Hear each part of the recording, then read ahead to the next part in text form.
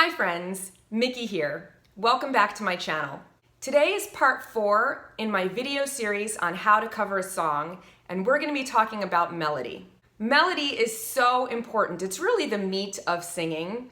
If we didn't have melody and we were just reciting lyrics, it would be like spoken word. So melody is really what distinguishes singing from other forms of performance. I'm going to show you exactly my process when I learn a new song, how I learn the melody to begin with, and how I really focus in on different problem areas, how I decide what type of vocal technique I'm going to use in each section, and all the little tips and tricks that I've learned over the years to really learn a song and to make it my own. So hopefully you'll find this helpful, and let's dive right in. You've probably noticed that I'm in a different spot today than I usually am. I want to be able to reference the song that I'm singing on the computer and A-B back and forth, so that's why I'm not in front of my piano. I apologize for the backlighting. I know it's not ideal, but bear with me, please. The song that I've chosen today is the Star-Spangled Banner. Obviously, this is a very, very well-known song, and babies know it because it's everywhere. But for today, we're going to pretend that I do not know this song, and the version that I'm working off of is Whitney Houston's quintessential performance at the Super Bowl in 1991. So what we're going to do is we're going to listen to the song, and first I'm going to learn how to sing it exactly like Whitney does in her performance. So I'm going to do every single ornament, every single melismatic nuance that she employs in her performance, and just imitate it. 100% just try to be a copy. And that's what I suggest you do when you pick a song. Then we're going to strip it down and we're going to get to the foundation of the melody, and then we're going to make it our own. So those are the 3 steps. First you imitate, then you strip it down to the bare bones, and then you take it out of context and you add your own style. The reason that I chose this song is I wanted to pick something that was challenging for me as a singer. And Whitney Houston obviously is one of the most phenomenal singers who ever lived. And when I sing this song, I'm gonna show you how I deal with some of the common problems that you'll encounter, technically speaking, as a singer when you're learning a melody.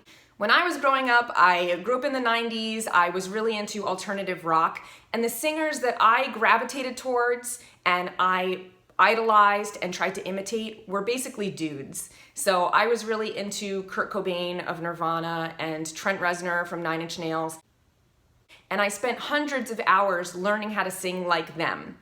One of the only female singers that I really was into at the time was Fiona Apple, so she's another influence of mine.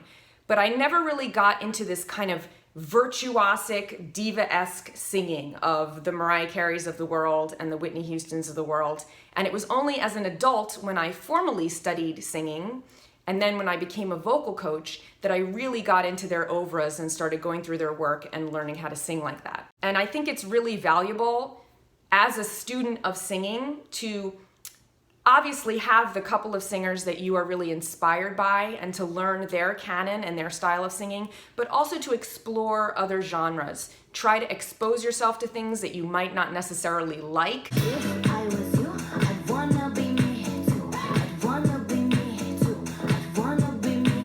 Listen to as many singers as you can, and especially people that are pushing themselves and really singing to the extreme edges of technique. And this type of singing, this virtuosic singing, has become much more popular in recent years with the different singing competitions like The Voice and American Idol. People are really trying to stand out among many, many, many singers. And so they're doing acrobatic things with their voices that you might not have heard 15 years ago. So that's why I chose this song. It's going to be challenging for me, and you're going to be able to really genuinely see how I tackle singing something that's very difficult. So as I mentioned, the first step in learning a song is to listen and to try to imitate. So that's what we're going to do right now. I'm going to play Whitney, I'm going to play a line, and then I'm going to sing it back, and I'm going to try to imitate her, and I'm going to explain exactly what technique she's using. Wish me luck.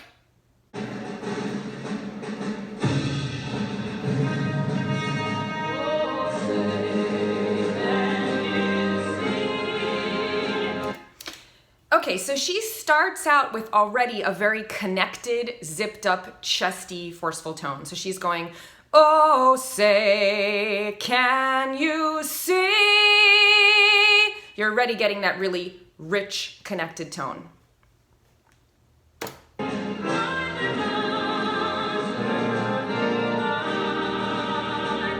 So this is still in chest voice, but it's almost a little bit more relaxed. It's so easy for her. By the dawn's early light.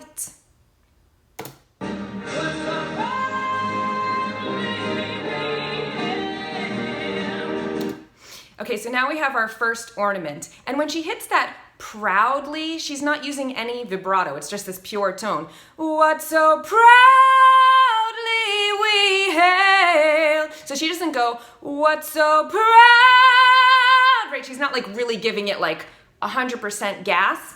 She's still connected and it's chesty, but it's a very pure, right on that pitch note without any vibrato.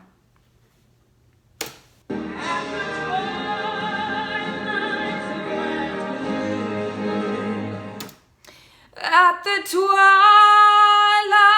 last gleaming. So she has that very, very nice, gentle ornament in her low range. She's not pushing too hard. It's not something crazy, but it's just a little bit of a run. Gleaming instead of doing gleaming.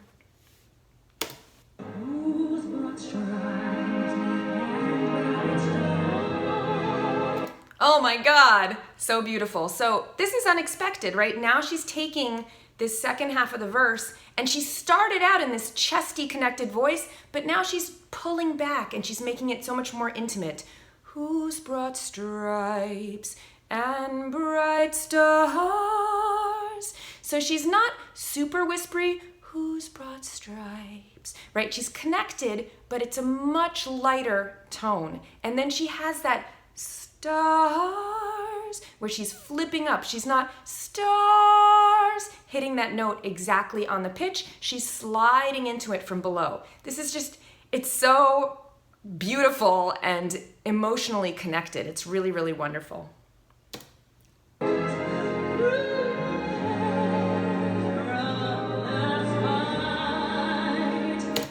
Oh my God, there's so much in there. Her phrasing is incredible, right? She has that through, she just throws that away. And then she gets that little growl, the perilous night. It's very feline, right? You're getting that like very sexy kind of growl in there.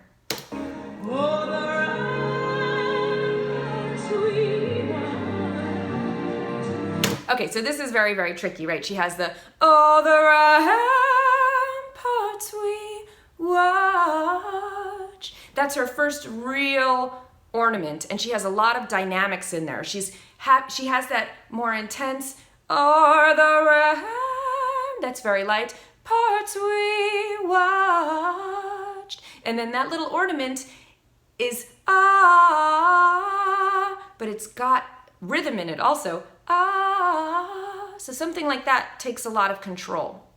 And I'll show you exactly how to break down an ornament like that in a second.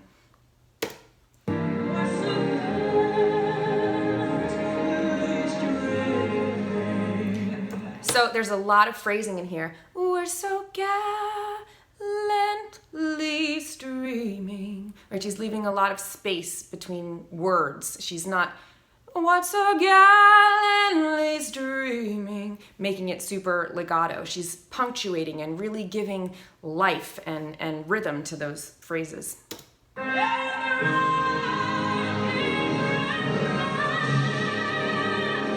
Okay, so now she's really belting, right? So now we get that beautiful line. And the rocket's red glare. We hear that beautiful vibrato. And if you watch her singing this, she's so open and you can almost see her lips trembling as she's singing. It's like she's allowing all of the vibrations and all of the sound to come out. There's nothing that's tight in here.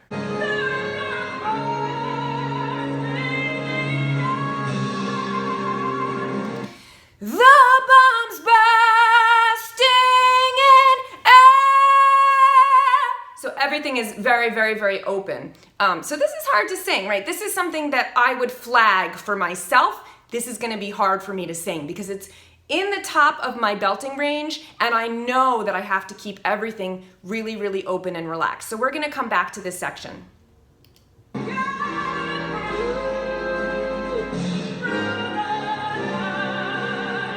So here she has, gave proof through the night. She has that very breathy, supported quality. It's funny, it's breathy, but it's also supported. Gave proof. So it's very, very dark and open back here.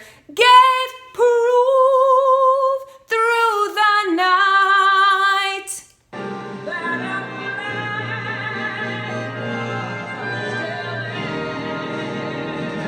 That our flag was still there. So instead of being exactly on the beat here, that our flag was still there. She's using back phrasing to create some interest. But our flag was still there.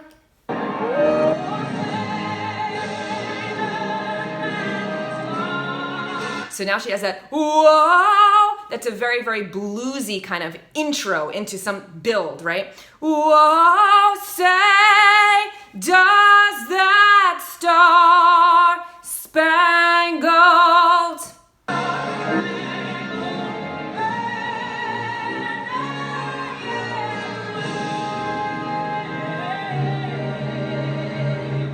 So this is very, very metered until the very end. That end note she has a beautiful blues riff on. So, whoa, say, does that star-spangled banner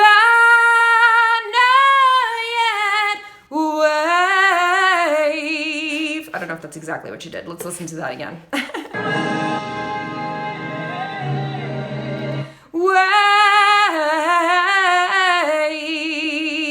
So this is another thing that I might flag, right? Wave. So let's take a moment to actually talk about how I would tackle an ornament like this. When a singer uses an ornament and it has a lot of notes and you're switching around, you're not just singing the basic pitch of the melody, right? So the basic pitch would be banner yet wave. So instead she's doing banner yet wave. It's almost like she's dancing around that note before she lands on it.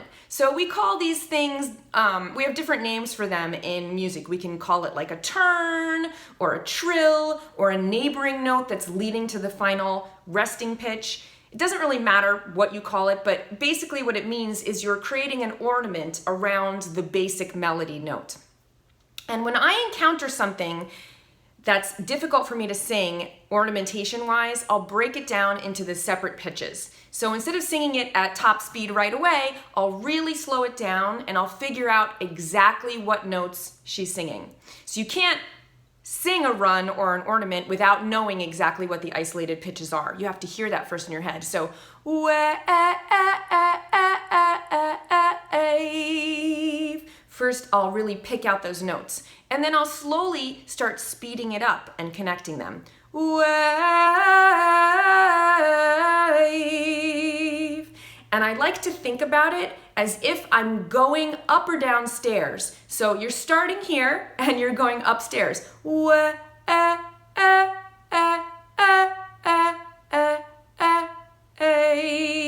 And you want to make sure that you're allowing yourself to really find your footing before you go on to the next stair. So you're not going to just stumble up the stairs or run blindly without looking, or you'll trip and fall on your face, right? You want to make sure that you're landing on each stair as you go. Wave, wave. And as you learn that ornament, you can speed it up and practice it over and over again. Wave, until it becomes very easy to sing and it sounds effortless and beautiful, like half of a Whitney Houston. So here comes those final belted notes in the song. Here we go.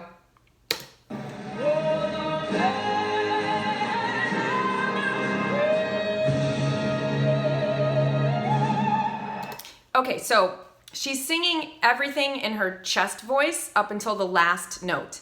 And then she's flipping into a connected head voice that's in a false belt, and then she's going into that run. So you want to sing those first notes leading up in your chest voice. Let's see how I do on it because it's pretty high for my chest voice.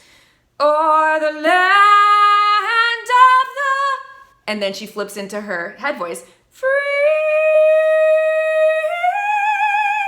So, but she's using a very connected head voice. So if I want to fake belt and make that transition seamless between my chest voice and my head voice so that I don't have a dramatic drop in volume between my chest voice, which is very loud and connected, and my head voice, which might be very light, I want to bring the sound forward and make it a more nasal tone. So the darker and farther back you sing it, now I'm really swallowing the sound, and it's not going to be, sorry, somebody just texted me, it's not going to be as loud as my chest voice. But if I bring it forward and I get that nyah, that really nasal, nasopharynx sound, that's going to enable me to get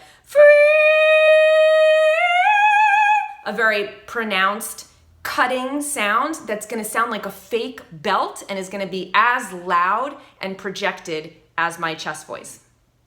I'm going to have other videos going into this in more detail, but I just wanted to give you a general overview on how to bridge that gap between your chest voice and your head voice, that passaggio, and make it sound effortless. Okay, so the final notes. Let's hear how she does this.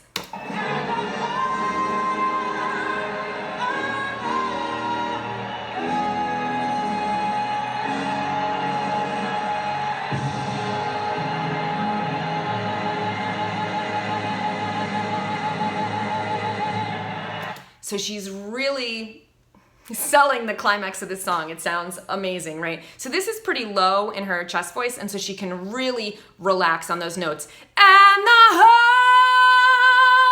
of the... And then here comes that final note. And she really extends this. So you want to obviously make sure that you really take a 360-degree breath, fill up your tank with air, and then imagine that you're singing through that tiny little coffee stirrer so you're not wasting all of your air right away, and you can resolve it into a vibrato as she does. So, breath.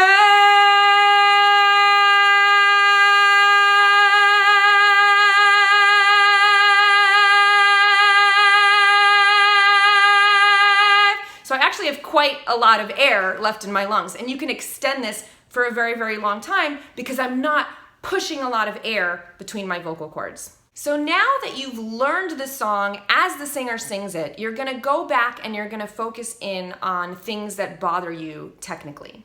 So if you remember, I flagged that part in the song where I was really singing into the top of my chest range and pushing my chest voice up, and I was getting right to the edge, right between where my chest voice starts breaking and I have to flip into my head voice. So I would go back to sections like that and I would really zero in and pull those sections out and work on them and try to workshop the problems that I have. So this is a very typical issue for singers where you get to a part where you're pushing your chest voice higher and higher and higher and you're trying to reach those high notes, but eventually you're gonna have to flip. And people's head voices tend to be a little bit weaker than their chest voices, so it's hard to make that break without sounding weak. And a lot of singers, they'll just try to really strain and push that chest voice up and reach those high notes, and their voice will start cracking and getting very strangulated sounding. So if I were working on a section like that, there's a couple of options for me. I might try to say, well, you know, these notes are really high, but they're not the very, very highest notes in my chest range. I can really sing these if I warm up really well, which obviously I did before I started singing this song. And before you start singing anything, you should really warm up, but especially if you're doing something virtuosic like this. You want to, normally I would say do 5 to 10 minutes of like semi-occluded exercises or something very gentle at least. But if you're going to sing something like a Whitney Houston song, you should do a full 20 or 30 minute warm up. And I have other videos on that you can go back and watch. Sidebar. But if I were to get to this section, I would say if I really warm up my voice well and I relax into it, I can hit these notes. So what I would do to maximize my range in my chest voice is I would really make sure that I'm not allowing my larynx to come up and my throat to constrict, which is what happens when I really start pushing up high, right? If I'm going, now I'm really like straining, right? I'm really constricting my voice and my larynx is coming up and it's shutting my throat. So what I want to do to be able to hit those notes in a chest voice is I have to relax. And the way that we do that is we can take a nice yawny breath, which opens our throat and allows our larynx to be pushed down a little bit. So now I'm able to sing higher without cracking. And I want to keep everything nice and round. You want to unhinge your jaw as if you're a snake swallowing a hippopotamus, and you want to try to stay away from narrow vowels, right? So we want to try to round everything. The other thing that I can do is if it's really getting too high and there's no way that I can hit those notes, I want to be able to flip into my head voice, but still keep it very connected and in a false belt so that you can not hear the break between my chest voice and my head voice, and it just sounds very, very smooth. I'm going to be doing more videos on how to get that very, very loud false belt in your head voice and in that passaggio, that break between your chest voice and your head voice. Getting a smooth volume and intensity between your entire range from the bottom to the top is something that singers work on for their entire careers. So if this is something that you're having trouble with and it's challenging for you, don't worry, everybody has problems with this, and I'll give you some tips on that. But really, the main tip that I have for right now, the bullet point tip that I would say, is to not swallow the sound, to really bring it forward and to try to access that buzzy nasopharynx sound. So instead of going, when I flip into my sound, I'm gonna go,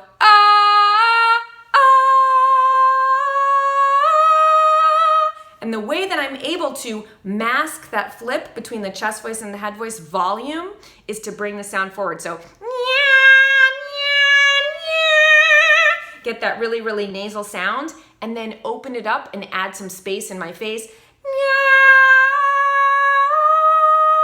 to make the sound less ugly. So this is just an example of one of the many technical issues that I might go back and workshop. Obviously, when you're singing a song, there are an infinite number of potential issues that you might encounter, but this is the kind of work that you want to be doing when you're starting to learn the melody of a song. Okay, so now that we've sung the song through as the artist who performs it sings it, and we've imitated them and learned how they do it, we're gonna strip away all of that ornamentation. So I want you to think about it like the foundation of a building. Now that we've learned how the building is ornamented and built out, we're gonna take all of that away and we're just gonna leave the foundation behind and sing the melody and learn it as it's written without any flair. Okay, so if I was learning this song for the first time, I would now take out all of those lovely ornaments and melismas that Whitney does, and I would just sing it straight without any vibrato, without sliding into any notes, and without any ornamentation, exactly locked into the beat. So I would learn it like this. Oh, say, can you see by the dawn's early light what so proudly we hail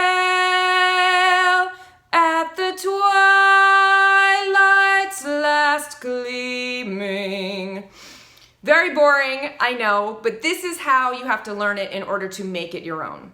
So this is the next step. Just strip away everything and do it as simply as you possibly can. So now you've learned the song as the original singer sang it, and you've broken it down to its basic melodic components. And now is the step 3 where you really start to make the song your own.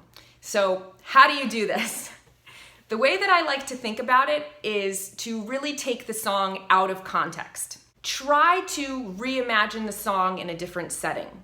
So one of the ways that I do this is I play an instrument. So I'm able to sit down at my piano or at my guitar and to accompany myself and block the chords and to start singing the song and thinking about it in a more basic way, just with the basic song structure of how the song is written. So if you can play an instrument, even in a very basic way, this is a really good step to take to try to take the song and make it your own. So you can sit down at your piano or your guitar or your ukulele or your recorder, whatever it is that you do, and to just block the chords or the bass notes. And in a later video in the series, I'm going to show you a very, very basic way that even if you know nothing about music theory or playing an instrument, you're going to be able to accompany yourself in a very basic way, but in order to really take a song and start making it your own. So you want to sit down at that instrument and play the song and sing it along and just really hear that basic stripped down melody against the chord changes.